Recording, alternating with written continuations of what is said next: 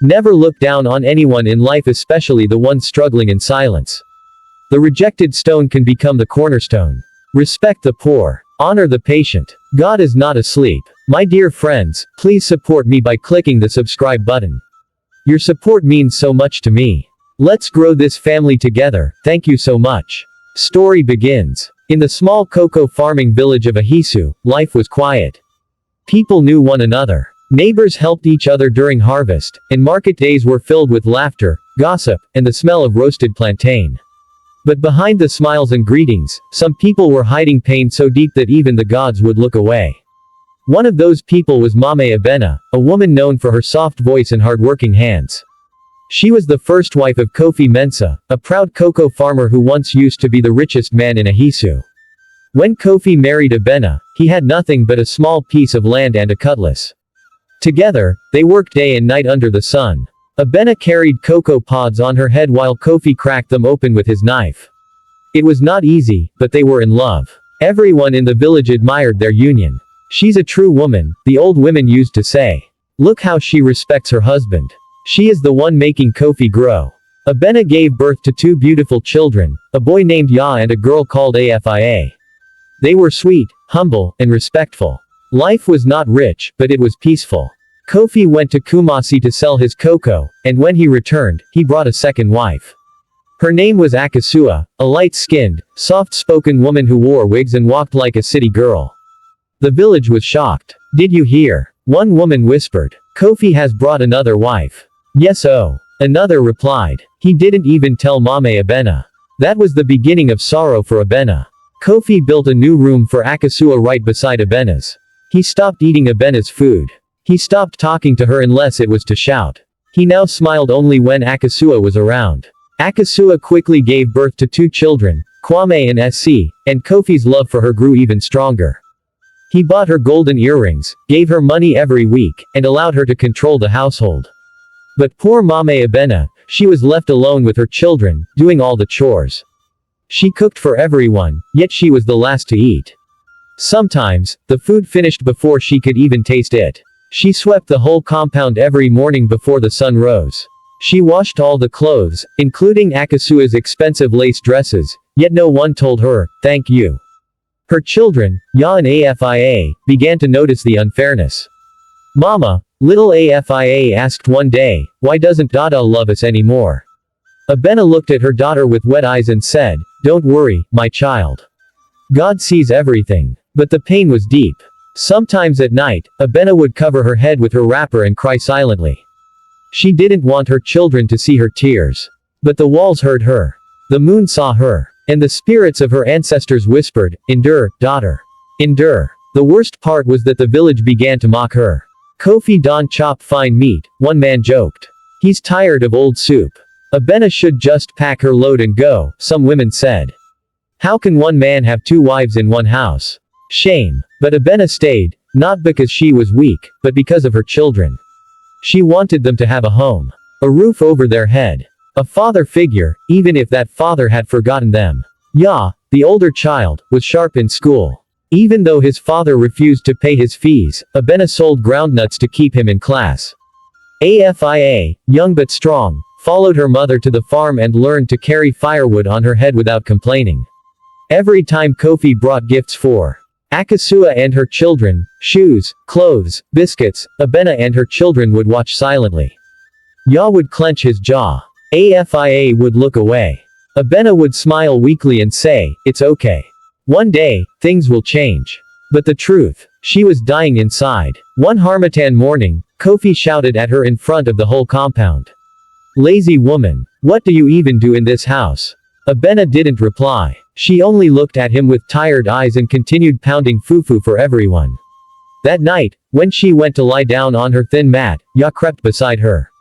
Mama, he said, I will make you proud. I will read and become a big man.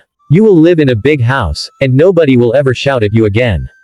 Abena smiled through her tears and said, I believe you, my son. In her heart, something whispered, maybe, just maybe, the future will be better. But for now, her nights were cold, her days were full of sweat, and her heart was heavy. Still, She prayed. She prayed every night. She called on the God of her ancestors, the same God that gave her strength to survive childbirth in the bush, to protect her children and give them the destiny they deserve. The villagers laughed at her. Even her own husband mocked her. But Mame Abena held her head high, not with pride, but with pain, prayer, and patience. Because deep down, she believed. Rain does not fall forever. Time moved slowly in Ahisu. The sun rose, the cocks crowed, and people went about their daily work. But inside the Mensa family compound, peace was a stranger. Mame Abena, once the pride of the home, now lived like a shadow. She woke first, cleaned the compound, fetched water from the stream, and prepared food for the entire household. But the food she cooked, she was the last to taste it if there was any left at all. Meanwhile, her husband, Kofi Mensa, had become a different man. He no longer looked at her with love. His eyes were now filled with irritation. His voice, once soft and caring, was now sharp like the edge of a machete. But when Akasua, the second wife, entered the room, Kofi's face would light up like firewood under a pot of soup. "Akasua, my honey," he would say, lifting her hand and kissing it, "what do you want to eat today? Chicken or tilapia?" She would giggle, pretending to be shy. "Anything you cook, my king." And just like that, Abena would be sent to the market with no money but a long list. Sometimes, she would borrow salt and pepper from neighbors just to complete the meal. She didn't complain. She only wiped her face and continued. But what hurt the most wasn't how Kofi treated her. It was how he treated their children. Ya, now in junior secondary school, wore the same torn uniform every day. His sandals were patched with rubber and wire. Afia, his younger sister, wore slippers so old that they made noise as she walked. Yet, Kofi never noticed. But when it came to Akasua's children, Kwame and SC, things were different. He bought them new clothes every 2 months. He paid their school fees early. He even gave them pocket money. Something Ya and Afia had never touched. Kofi called out from the veranda, "Akasua. Bring Kwame and SC. I'm taking them to town." Ya and Afia stood nearby with hopeful eyes. Kofi looked at them and frowned. "Why are you standing there like trees? Go and sweep the backyard." They turned and walked slowly away. Abena watched from the kitchen door, her chest tight with pain. She knew her children felt the sting, but they were too respectful to talk back. Kofi returned from town with shopping bags. Kwame and SC ran into the house wearing shiny shoes and holding snacks. Ya smiled at them. "What did you buy?" Kwame laughed and said, "Plenty things, but not for you." Ya's smile faded. Afia walked away quietly. Abena called them later, and gave them small bread she had hidden from her own food. "Eat, my children," she said. "Your time will come." One day, at the village school, Ya's teacher, Mr. Boateng, noticed he wasn't writing during class. "Ya, where's your book?" the teacher asked. "I don't have any, sir," he replied. Mr. Boateng sighed and shook his head. He had seen this before. Bright children suffering because of family problems. After class, he called Ya aside and said, "Don't worry. From now on, I will buy you books." Ya's eyes widened. "Thank you, sir." He ran home with excitement and showed his mother the new exercise book. Abena's eyes filled with tears. She held her son tightly and said, "May God bless that teacher. May your dreams come true, Ya." But even this joy didn't last. One evening, as they ate boiled yam under the tree, Kofi returned from Kumasi with visitors, his rich friend and 2 city girls. He told Akasua to cook jollof rice and chicken for them. Abena tried to help in the kitchen, but Akasua pushed her away. "This is not your type of food," she said rudely. Kofi didn't say a word. When the food was ready, they all sat at the table. Even Kwame and SC were allowed to eat. Ya and Afia. They sat outside, hungry, with only dry kenki. Later that night, Afia cried silently on her mat. Ya looked at her and said, "Don't cry, sister. One day, I'll buy you chicken every day. You will eat anything you want." Abena heard them from where she lay and pressed her hand to her chest. Her heart was full of sorrow, but she held on to hope. The village began to notice the unfairness too. One old woman whispered to her friend, "What kind of father treats children like that?" "Wickedness," the other replied. "That man will regret one day." But Kofi didn't care. He walked around proudly, boasting of his cocoa farm and his beautiful wife, Akasua. He would say loudly, "Not every woman is a real wife. some are just caretakers. Even the chief of the village once called him aside. Kofi, he said, treat your wives equally. And don't forget, children grow. Kofi laughed and replied, Chief, don't worry. I know what I'm doing. But he didn't know that the children he ignored were slowly becoming fire in the wind. Ya was now topping his class. His name was being called at prize-giving days. His teachers began to talk about finding him sponsorship. AFIA had started roasting groundnuts by the roadside. Every coin she made, she gave to her mother. Mama, she said, let's keep it. Maybe we can use it for school things. Abena smiled. You are a blessing, my daughter. And even though they were still poor, still mocked, still hungry sometimes, there was a quiet fire burning inside the hearts of Ya and AFIA.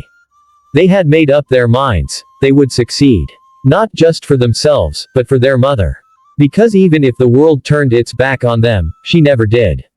The rainy season had come again in Ahisu, and the village was filled with the smell of wet earth and roasted corn. But in the Mensa compound, nothing had changed for Mame Abena and her children. Life was still hard. Kofi Mensa continued to favor Akasua and her children. They now had a television in their room, solar lights, and even a small fridge. But Abena's corner of the compound remained dark, dusty, and forgotten. Yet, something had started growing in her children, Ya and AFIA. Something strong. Ya, now almost 15 years old, woke up early every day. He swept the compound, fetched water from the stream, and read his books under the neem tree. His school uniform was still old and torn, but his mind was sharp like a cutlass. He wanted more out of life. One day, after school, his teacher Mr. Boateng called him aside. Ya, he said, you are the best student I've seen in 15 years of teaching. Don't stop. One day, you will sit in a big office and people will call you, sir. Ya smiled shyly. Thank you, sir. I just want to make my mother proud. And he meant it. AFIA, younger but full of fire, had also become a helper to her mother. She sold roasted groundnuts and oranges by the roadside. Every day after school, she'd sit by the roadside with her tray. Buy fresh groundnuts. She would call out with a smile. Sometimes, people didn't buy. Other times, they mocked her. Ah, isn't that Kofi Mensa's daughter? Why is she selling like a poor girl? Some women whispered. But AFIA didn't cry. She stood tall. She believed what her mother always told her. Hard work does not kill. It builds. She began saving money secretly in a small tin under her bed. One day, she handed the tin to her mother and said, Mama, I want to help with Ya's books. Abena looked at her daughter with trembling hands. AFIA, this is your future money. AFIA smiled and said, Ya will become somebody. Then he will help me too. Kofi watched them sometimes from afar. He saw Ya carrying firewood, AFIA selling groundnuts, and Abena washing clothes behind the house. But he didn't say anything. His heart had grown cold. He was busy planning how to send Kwame and SC to a private school in Kumasi. My real children must live a better life, he told Akasua. But fate was already planting a different seed. One day, something powerful happened at the village school. There was a national essay competition. The topic was, My Dream for Ghana. Ya entered the contest. He wrote from his heart. He wrote about his mother. About suffering. About working in cocoa farms with no food. About how he wanted to become a scientist to bring clean water and free schools to poor villages. The teachers cried after reading it. They sent it to Accra. A few weeks later, a letter arrived. Ya had won. He had been offered a full scholarship to one of the best secondary schools in Ghana, with boarding, books, and even transport. The whole village celebrated. Even people who once mocked. God is alive. One woman shouted. This boy will bring light to Ahisu. Kofi was quiet. He didn't join the celebration. His pride was hurt. How can the son I rejected be the one making headlines? He thought. But Ya didn't mind. He hugged his mother and said, Mama, we're going higher now. Abena knelt on the floor and cried. Thank you, God. Even when the world forgets, you remember. Before Ya left for school, AFIA handed him a small bag. Inside is groundnut, she said. For when you miss home. Ya smiled and said, You are the best sister in the world. He hugged her tightly. One day, you will own big shops. You will never sell by the roadside again. They both looked at their mother. She stood there with her wrapper tied tightly and tears in her eyes. My children, she said, go and become stars. Ya left for school with his teacher, Mr. Boateng. The villagers waved as the old Toyota car drove off. Some shouted, Ya for president. Others said, don't forget us when you become Big O. Kofi stood at the corner of the compound, pretending to sweep. He didn't even wave. Maybe shame. But still, he said nothing. Back home, Afia and Mame Abena continued life as usual. The compound was still divided. Akasua and her children lived in comfort, while Abena and Afia lived with prayers and patience. But now, hope had taken root. Afia began to grow her small business. She started selling fried yam in the evenings. One woman offered to help her learn hairdressing, and she began going there part-time. She was only 14, but she worked like a full-grown woman. Her mother supported her with everything. Every Sunday, the two of them would walk to the village church, sit in the back, and pray. Silently. God, give Ya strength, Abena always prayed. Let my son not forget who he is. Back in the city, Ya was doing well. He made new friends, a day. I sleep on a bed with a mattress. Can you imagine? A mattress. Please don't worry. I will not disappoint you. She folded that letter and placed it under her pillow. Every night, before sleeping, she read it again. And so, even in the middle of hardship, Mame Abena's home was full of silent joy. Because finally, the storm was starting to turn into sunlight. And though no one knew it yet, the rejected children were preparing to return with glory.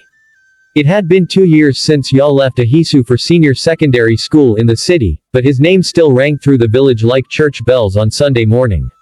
Every time a villager passed Mame Abena, they would say, Ya's mother. You were blessed or, from washing clothes to raising a champion. God is good. Abena would smile humbly, always replying, it is the Lord's doing. But behind closed doors, jealousy was growing. Kofi Mensah, her husband, had noticed the change. Letters now came from the city, some with money inside. Ya had even sent a brand new wrapper for his mother and a new pair of sandals for Afia. One day, Afia came back from the market glowing. Ma, she said, Ya sent me 200 cedis. I bought more groundnut and fried fish to sell. They danced in their small room. Their joy was like a new fire in dry harmattan. But on the other side of the house, Akasua was not smiling. She had seen the wrapper. She had seen the money. She had heard people whisper, Abena's son is the hope of Ahisu. Her children, Kwame and SC, were struggling in their private school, and her husband Kofi was now complaining about school fees. She began to poison his mind. So now, the whole village is praising a boy that you didn't send to school. She said one night. Kofi frowned. I built this family. That boy has done nothing yet. He is showing off. Sending wrapper and money, she continued. Soon, he'll start sending cars to his mother. Kofi grew angry. He better not try it. But deep down, he felt something else. Shame. Because the same child he mocked, was now rising like the morning sun. Meanwhile, at school, Ya was flying higher. He represented his school in the national science quiz and won. He started writing for a local newspaper. His articles were about village life, mothers like Mame Abena, and the silent pain of rejected children. His writing touched people's hearts. One day, a foreign organization that supported gifted students in Africa read his story. They contacted the school and arranged a full scholarship to study in Canada. Flight ticket, visa, accommodation, feeding, everything paid. When Ya received the letter, he stood still for a full minute, just holding it. Then he ran straight to Mr. Boateng, his former teacher. Sir, they're taking me abroad. Canada. Mr. Boateng hugged him like a father. I told you, Ya. You are going places. Ya sent the letter home with a friend traveling to Ahisu. When Abena read it, she screamed so loudly that neighbors rushed in. Mama Ya, what is it? Are you okay? She held the letter up in the air. My son is going to Canada. Afia jumped and screamed with her mother. Canada. Our own brother. God is too much. The village erupted in celebration. Even the chief sent a message of congratulations. Kofi refused to say a word. He sat on a bench all day, chewing a stick and staring at the sky. Akasua walked past Abena and muttered, let's see if Canada will make him a king. But nothing could spoil their joy. Ya called them on a borrowed phone and said, Mama, pack your load. One day, you'll come and live in Canada with me. Abena wept on the floor. Even if I Don't go, my son, my heart is already there. The day Ya left Ghana was unforgettable. A car came from Accra to pick him up. The whole village gathered to see him off. Women ululated. Men clapped. He wore a simple white shirt, jeans, and sneakers he had saved for 1 year. AFIA gave him a bag of groundnut. When you eat this in Canada, remember your village. Kofi stood far away, under the tree, arms folded. He didn't greet Ya, didn't hug him, but Ya walked up to him and said, "Sir, I know you didn't believe in me. But I forgive you." Kofi looked down, said nothing. Abena and AFIA waved until the car disappeared into the distance. Back home, the compound felt empty but peaceful. AFIA continued selling and saving. She had now started doing women's hair in the evenings. Word spread that she was talented. "Mama AFIA, make my daughter's hair oh."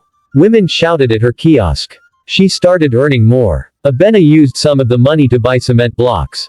Slowly, a new small house started rising beside their old room. People said, Abena's children are building what their father refused to build. Akasua grew bitter. She shouted at her children every day. Kwame had started stealing. Essie stopped going to school. Kofi's money was running low. His cocoa farm had faced pest problems, and buyers were paying less. But Mame Abena, she was smiling more often. Because even if life had been cruel, God had remembered her. 10 years had passed since Ya left Ghana for Canada. In those 10 years, everything changed. He graduated top of his class from one of the best universities in Toronto. He became a tech genius.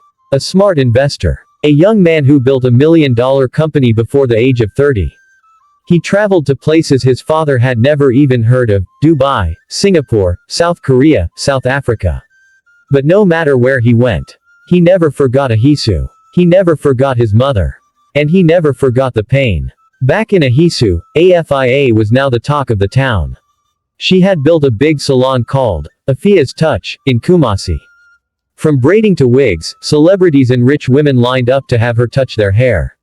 She even opened a second branch in Accra and started selling her own beauty products. She wore clean clothes, drove a small car, and sent money to her mother every month. Mame Abena now wore good wrappers, cooked with gas, and walked with pride. But even with all this success, she remained humble. She still fetched water when there was shortage. Still swept her compound. Still greeted everyone with respect. Because her heart was full of gratitude. One quiet Saturday morning, a loud car horn was heard in Ahisu. Not one, not two. 6 black SUVs drove into the village like a convoy of ministers. Children ran to see. Women left their cooking. Men stepped out of their rooms, confused. Who is this? Who has come to Ahisu like a king? People asked. The cars stopped in front of the Mensa family house. The doors opened. A tall, well-dressed man stepped out, wearing a fitted kaftan and dark glasses. He looked around, and then removed his glasses. Ya! Someone screamed. It's Ya! Abena's son has come back. The whole village exploded with joy. Some people cried. Even old women knelt down and shouted, he has returned. Oh, he has returned. Mame Abena came out of her room, her wrapper falling from her shoulder as she rushed forward. My son. Ya dropped his bag and ran to her. He knelt before her, holding her legs tightly. Mama, we made it. They cried. Both of them. Right there in the middle of the compound. AFIA came in her car shortly after and joined them. The 3 of them hugged like they would never let go. Kofi Mensah stood at the back, watching. His face was tight. His lips, dry. His eyes filled with something no one could explain. He wanted to go forward. He wanted to say, welcome home, my son. But guilt held his legs like chains. That evening, Ya called a village meeting under the big mango tree. Everyone came. Even the chief sat in the front row. Ya stood in front and said, this village made me. This soil raised me. And even though some people tried to bury me, they didn't know I was a seed. He continued. Starting today, I am building the first library in Ahisu. Free education for all children. I'm also starting a borehole project, so no one here will walk 1 hour just to find water again. People jumped to their feet and shouted, God bless you. And for my mother, I have built a 7-bedroom house in Kumasi. She's leaving this compound in 1 week. The crowd went mad with celebration. Some people ululated. Others knelt and prayed. But one person didn't move. Kofi. That night, Ya walked to his father, alone. Good evening, sir, he said. Kofi looked up, startled. You came to me. Yes. Because you are my father. No matter what happened. Kofi dropped his head and said quietly, I failed you, Ya. I failed your sister. And your mother. I know, Ya replied. There was silence for a while. Then Ya said, but we are not holding your sins. We are moving forward. And with that, he handed his father an envelope. It was filled with money. Kofi looked at it, confused. Ya said, you are old now. You need food, medicine, and peace. Please take it. Kofi broke down and cried like a baby. No one had ever seen him cry before. The next week, Ahisu was like a festival ground. Trucks came and packed Mame Abena's things. Women helped fold wrappers. Men helped carry boxes. She moved into a mansion in Kumasi with her daughter and son. Her room had air conditioning, a big bed, and a flat-screen TV. She stood in the middle of the house and said, so this is how it feels to be remembered. Later that month, Ya invited the whole village for a big event. At the center of the new library he built, there was a big marble sign. The Mame Abena Learning Center, in honor of the woman who never gave up. People cried. Some lay on the ground in worship. And from that day, Mame Abena's name became legend. The library named after Mame Abena had become the pride of Ahisu village. Children now read books under fans instead of mango trees. Some even gained scholarships, following the path of Ya. Afia now ran a beauty empire across Ghana. Her products were in supermarkets, and she spoke on TV shows about young women in business. She never forgot her mother's tears or the taste of roasted groundnut by the roadside. Ya, now a billionaire tech investor, returned to Ghana often. But this time, he slept in presidential suites, not under leaking roofs. He had properties, partnerships, and power, but he never let success change his heart. His heart still belonged to his mother. But on the other side of the story, Kofi Mensah's life had collapsed. His cocoa farm dried up after a strange disease swept through the trees. His savings vanished in bad investments. His car broke down. His friends disappeared. And Akasua. She packed her things one night and left with her children. No goodbye. No explanation. Kofi begged her, but she simply said, you're finished. I can't suffer with you. Now alone, old, and weak, Kofi walked with a stick, moving from one compound to another, begging for food. Some laughed at him. Others looked away. Even children whispered, isn't that the man who rejected his first wife? One afternoon, he sat under a mango tree, dry lips, sun in his face, stomach empty. Then a small girl dropped a bag beside him and ran. Inside was hot jollof rice, water, and money. It kept happening. Every week, someone secretly brought food, clothes, and soap. He didn't know who it was. Until one day, Afia walked up to him. Papa, she said softly. Kofi looked up and began to cry.